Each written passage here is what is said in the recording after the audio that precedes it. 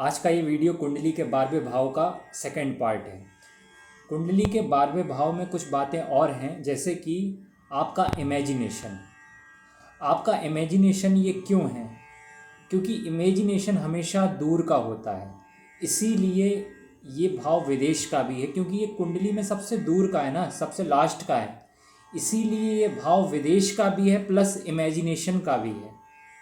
इसके साथ ही आपका जो सबकॉन्शियस ब्रेन है वो किस तेज़ी से काम करता है। सबकॉन्शियस ब्रेन थर्ड हाउस है, पर थर्ड से 10th होने के कारण 12th हाउस सबकॉन्शियस का जो कर्मा है वो हो गया।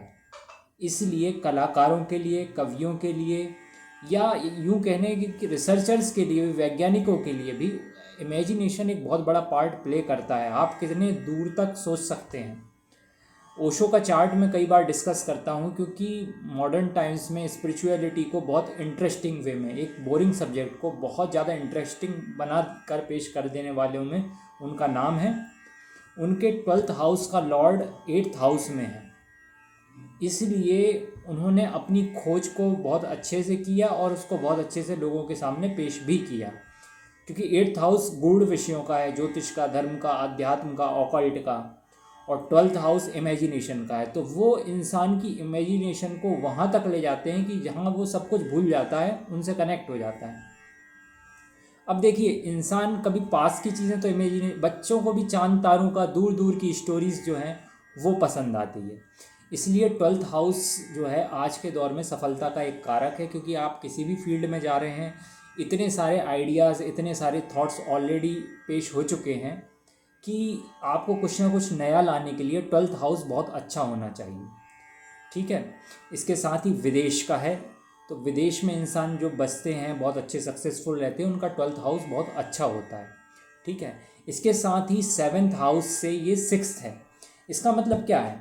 7th हाउस से 6th है, इसका मतलब ये है कि आपके स्पाउस का जो रोग है, एक तो वो हो गया, दूसरा आपकी मैरिज में अगर कोई इनिशियल, आजकल बहुत कॉमन है कि भाई तकरार होती है, तलाक हो जाते हैं, या नहीं भी होते तो बहुत लड़ाई होती है। इसका मतलब है जो इनिशियल राइवलरी होगी, इनिशियल फाइट होंगी, वो किस कारणों से हो सकती हैं, इसको समझने के लिए भी 12th हाउस देखा जाना चाहिए। इसके साथ ही अब मैं यहाँ एक चीज़ और ऐड करना चाहूँगा। 8th हाउस डेथ का है, ठीक है। तो 6th हाउस चूँकि 7th से 6th जो है वो इनिशियल फाइट्स हो गया, 7th से 8th यानी आपका सेकंड हाउस, वो उस रिलेशन की एकदम मर जाना अंदर से। और 12th हाउस 7th से 12th यानी कहीं से अगर एक्सपेंसेस का 12th हाउस है, लग्न के फर्स्ट हाउस के, तो किसी भी हाउस से उससे 12th उसके एक्सपेंस यानी व्यय का है या समाप्ति का है। इसीलिए जो 7th हाउस है उससे 12th हो जाएगा आपका 6th हाउस, रोग वाला भाव। वो फॉर्मली एक डाइवोर्स का हम इस तरीके से मान सकते हैं कि फॉर्मली एंड हो जाना, रिलेशनशिप का तलाक हो जाना। तो इसलिए 7th से 6th ये है 12th हाउस। तो इनिशियल जो फाइट्स है वो हम यहाँ से समझ सकते हैं। बेड का तो है ही, मैंने पहले बताया था। स्लीप का है, कंपैटिबिलिटी का है, राइट। इस तरीके से ये कुछ और कारक थे जो 12th हाउस के मुझे बताने थे। इसके अलावा और आप भावात भावम लगाकर इस हाउस के और भी सिग्निफिकेंस निकाल सकते हैं। फॉर एग्ज़ाम्पल, ये 9th से 4th है, यानी धर्म का सुख क्या है? मुक्ति है ना। 12th हाउस मुक्ति का है, तो धर्म किस मतलब का अगर वो मुक्ति तक ना ले जाए। धर्म असल में हमें मुक्त करने के लिए, ना कि हमें बंधनों में और डालने के लिए। लेकिन कई बार हम देखते हैं धर्म भी एक तरीके का बंधन बना लेते हैं कई लोग। तो 9th से 4th है 12th हाउस, यानी धर्म का सुख है, क्योंकि लग्न से 4th सुख भाव होता है। ठीक है। 8th से 5th है, तो गूढ़ विद्या का जो ज्ञान खिलता है। 5th क्या है? विद्या है ना। तो अगर 8th ऑकल्ट है, तो वो ऑकल्ट, वो तंत्र यंत्र मंत्र किसी काम का नहीं है जो आपको फिर से लिबरेशन की, पीस की तरफ ना ले जाए। शैव आगम, शैव तंत्र है, ठीक है, या शक्ति की 10 महाविद्या है। कई लोग इन सब चीज़ों में जाते हैं और उलझ के रह जाते हैं, जबकि इनका लक्ष्य क्या था? ध्यान है। तो अगर आपका किसी भी पूजा उपासना से ध्यान नहीं, यानी ध्यान क्या है? और शांति है एक तरह की। ध्यान मतलब बहुत फोकस्ड और टेंस हो जाना नहीं है, या कोई विधि नहीं है।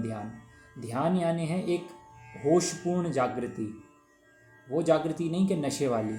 कई लोग तंत्र के नाम पर दुरुपयोग करते हैं और मांस मदिरा में बेहोश रहते हैं। बेहोशी ध्यान नहीं है, जागृति ध्यान है। इसलिए जो 12वां भाव है वो 8 से पंचम होने के कारण ध्यान का हाउस है, ऑकल्ट की खिलावट का हाउस है। ट्रांसफॉर्मेशन भी जब अपनी उच्च स्थिति पर पहुंच गया, सक्सेसफुल हो गया, तो 12th हाउस है। इसलिए 12th हाउस एक पूर्णता का भाव है। 12th हाउस से रिलेटेड कुछ बातें थी, मैं हर हाउस से रिलेटेड सेकंड पार्ट लाऊंगा ताकि जो भी कुछ छूटा है और भी कुछ कवर कर सकते हैं वो करेंगे। इसके बाद हम ग्रह की सीरीज़ लाएंगे। ग्रह पर बहुत रिसर्च की ज़रूरत थी, रिसर्च करके ग्रह, क्योंकि बहुत इम्पॉर्टेंट है। अगले वीडियोस उन्हीं पर आएंगे, आप जुड़े रहिए। धन्यवाद। जय श्री राम।